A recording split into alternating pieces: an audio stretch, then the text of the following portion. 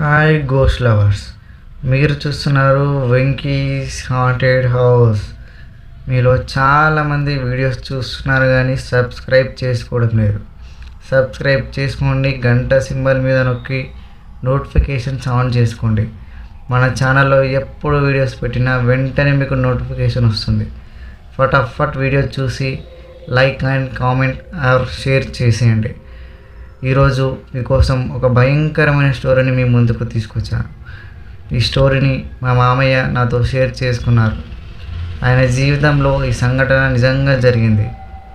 ఇక లేట్ చేయకుండా స్టోరీలోకి వెళ్ళిపోదాం.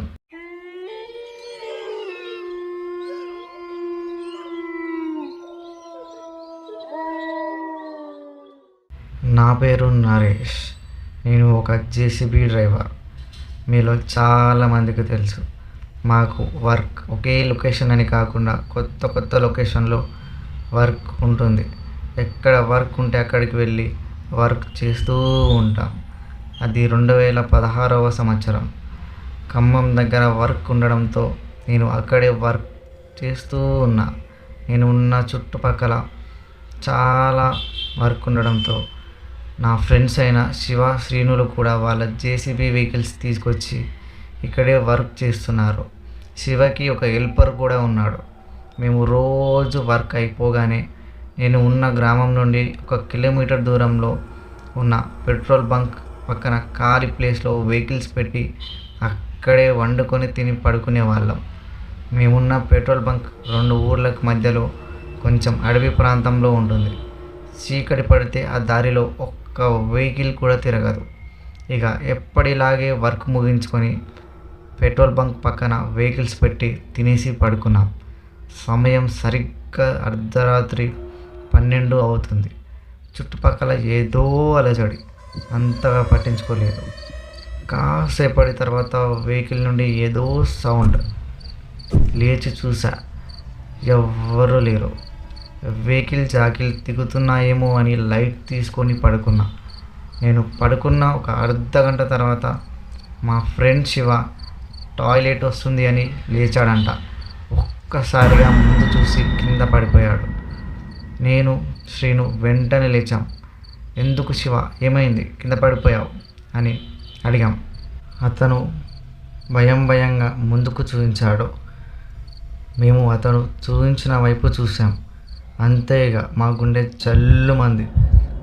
మా ముందు ఒక 50 అడుగుల దూరంలో ఎవరో చీకట్లో నిల్చొని అడవి వైపు చూస్తున్నారు. వెంటనే శివ వాళ్ళ హెల్పర్ని, రాకేష్ లేరా అని గట్టిగా పిలిచాం. పక్కకు చూస్తే అతను లేడు. ముగ్గురం భయంగా చీకట్లో నిలబడిన ఆ వ్యక్తి వైపు నడుస్తూ వెళ్తున్నాం. దగ్గరకు వెళ్ళాం. అతను ఎవరో కాదు, శివ వాళ్ళ హెల్పర్. శివ వణుకుతూ, రాకేష్, ఇక్కడ ఏం చేస్తున్నావు అని అడిగాడు. అతని నుండి ఉలుకు లేదు, పలుకు లేదు. అతను కంటి రెప్ప కొట్టకుండా అడవి వైపు అదో రకంగా చూస్తున్నాడు. మాకు చాలా భయం వేసింది. ముగ్గురం గట్టిగా ఏం చేస్తున్నావు అని అరిచాం. అయినా రెస్పాన్స్ లేదు. మాకు కాస్త దూరంలో కుక్కలు బాగా ఏడుస్తున్నాయి. మా ముగ్గురికి గజగజ వణుకుతుంది. శివ కాస్త ధైర్యం చేసి అతని దగ్గరికి వెళ్ళి రాకేష్ చెంప మీద లాగి ఒక్కటి ఇచ్చాడు. రాకేష్ స్పృహలోకి వచ్చాడు. అతను మాతో, అన్నా, మనం ఇక్కడేం చేస్తున్నాం, నా చుట్టూ మీరేం చేస్తున్నారు, పద వెళ్ళి పడుకుందాం అని అన్నాడు. అంతేగా మా ముగ్గురికి ఫ్యూజులు ఎగిరిపోయాయి. అసలు ఇక్కడ ఏం జరుగుతుంది మాకు ఏమీ అర్థం కావడం లేదు. మేము రాకేష్కి ఏమీ చెప్పకుండా అతన్ని తీసుకెళ్ళి పడుకున్నాం. రాకేష్ పడుకున్నాడు, కానీ నాకు, శివకి, శ్రీనుకు అస్సలు నిద్ర పట్టడం లేదు. కాసేపటి తర్వాత మా పక్కన అడవిలో మేక అరుస్తున్నట్టు శబ్దం వినిపించింది. అంతే, మా ముగ్గురికి వణికిపోయింది. టైం చూస్తే అర్ధరాత్రి 1 అవుతుంది. ఈ సమయంలో అడవిలో మేక అరవడం ఏంటి అని ముగ్గురం లేచి మాలో మేమే మాట్లాడుకుంటున్నాం. వెహికల్ లైట్స్ ఆన్ చేసాం. మాకు ఒక 100 అడుగుల దూరంలో చెట్ల పొదల్లో ఒక మేక మా వైపే చూస్తూ అరుస్తుంది. మేము ముగ్గురం పాపం ఎవరి మేకనో తప్పిపోయినట్టు ఉంది అని ముగ్గురం దానివైపు నడుస్తూ ఉన్నాం. ఇంకాస్త దూరం అయితే దాని దగ్గరికి చేరుకుంటాం అనే లోపే అది అరవడం ఆపేసింది. మొబైల్ లైట్ ఆన్ చేసి చూసాం. అది ఆ పొదల్లో లేదు. ఇక మా ముగ్గురికి గజగజ వణుకుతుంది. ఇదేదో తేడాగా ఉంది అని వెహికల్ వైపు నడుస్తూ ఉన్నాం. ఒక్కసారిగా మళ్ళీ ఆ మేక అరవడం మొదలైంది. మేము తిరిగి చూసాం.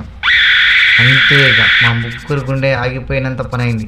మాకు సరిగ్గా 50 అడుగుల దూరంలో ఒక భయంకరమైన ఆకారం మమ్మల్ని చూస్తూ మేకలా అరుస్తూ నవ్వుతూ ఉంది. మేము ప్రాణాలు అరచేతిలో పెట్టుకొని వెహికల్ దగ్గరికి పరిగెత్తాం. భయంగా ఆ అడవి వైపు చూసాం. ఆ ఆకారం ఎక్కడ కనిపించలేదు. ఒక్కసారిగా మా హెల్పర్ రాకేష్ నిద్రలోంచి లేచి గట్టిగా అరుచుకుంటూ అడవి వైపు పరిగెడుతున్నాడు. మా ముగ్గురికి అసలు ఏం జరుగుతుందో అస్సలు అర్థం కావడం లేదు. అతనికి ఏమన్నా జరుగుతుందేమో అని భయంతో మేము ముగ్గురం అతని వెనకాలే పరిగెడుతున్నాం. మేము గట్టిగా రాకేష్ ఆగు, ఎక్కడికి పరిగెడుతున్నాం అంటూ అతని వెనకాలే పరిగెడుతున్నాం. అతను ముళ్ళ పొదలు, చెట్లు, చేమలు అని తేడా లేకుండా పరిగెడుతున్నాడు. అతను అలా 1 కిలోమీటర్ దూరం పరిగెత్తాడు. ఒక్కసారిగా ఆగిపోయాడు. చుట్టూ చూసాం. అది ఒక శ్మశానం. మాకు అతని దగ్గరికి వెళ్ళడానికి ధైర్యం చాలటం లేదు. శ్మశానం నిశ్శబ్దంగా ఎంతో భయంకరంగా కనిపిస్తుంది. ముగ్గురం ఒకరి చెయ్యి ఒకరం పట్టుకొని ధైర్యంగా అతని దగ్గరికి వెళ్ళి, రాకేష్ ఏమైంది నీకు అని వణుకుతున్న స్వరంతో అన్నాము. కానీ అతని నుండి ఎలాంటి రెస్పాన్స్ లేదు. రాకేష్ శ్మశానం వైపు చూస్తూ నోట్లో ఏదో గునుగుతున్నాడు. శివ ఒక్క నిమిషం ఆలస్యం చేయకుండా అతని ఎడమకాలు చెప్పు తీసి రాకేష్ చెంప మీద ఒక్కటి ఇచ్చాడు.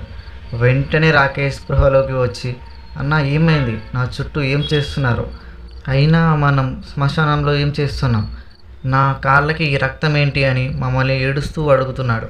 మేము ఒక్క నిమిషం లేట్ చేయకుండా అతన్ని తీసుకొని వెహికల్ వైపు వేగంగా వెళ్తున్నాం. వస్తూ వెనక్కి తిరిగి చూసాం. శ్మశానంలో ఏదో నల్లటి ఆకారం మమ్మల్ని చూస్తూ నవ్వుతూ ఉంది. వెహికల్ దగ్గరికి చేరుకున్నాం. వెంటనే వెహికల్స్ని తీసుకొని పెట్రోల్ బంక్ లోపలికి వెళ్ళిపోయాం. లోపలికి వెళ్ళి బంక్లో పనిచేసే ఎంప్లాయీస్ని లేపి జరిగింది అంతా చెప్పాం. ఆ ఎంప్లాయీ మాతో ఇలా అన్నాడు, ఒక 6 నెలల క్రితం ఇక్కడే పెట్రోల్ బంక్ వెనకాల ఒక 1/2 కిలోమీటర్ దూరంలో ఒక గుర్తు తెలియని అమ్మాయి శవం దొరికింది. ఆ అమ్మాయి శవాన్ని అక్కడే దగ్గరలో ఉన్న శ్మశానంలో పాతి పెట్టారు. ఇప్పటి వరకు ఆ అమ్మాయి ఎవరో కూడా తెలియదు. చీకటి పడితే అటువైపు ఎవ్వరు వెళ్ళరు. ఎందుకంటే మీలాగే చాలామందికి ఇలాంటి అనుభవం జరిగింది. అది వినగానే మాకు వెన్నులో వణుకు పుట్టింది. అప్పుడే రాకేష్ని అటువైపు ఏమైనా వెళ్ళావా అని నిలదీశాము. అతను ఇలా చెప్పాడు, నిన్న రాత్రి నా ఫ్రెండ్తో మాట్లాడుతూ ఆ అడవి వైపు వెళ్ళానని అతను చెప్పాడు. రాకేష్కి అక్కడే ఫస్ట్ ఎయిడ్ బాక్స్ ఉంటే ఫస్ట్ ఎయిడ్ చేసి ఆ రాత్రి ఆ బంక్లోని పడుకొని ఉదయాన్నే ఆ ఊరు విడిచి వేరే ఊరికి వెళ్ళిపోయాం. కానీ ఆ భయంకరమైన సంఘటనని ఇప్పటి వరకు మర్చిపోలేము.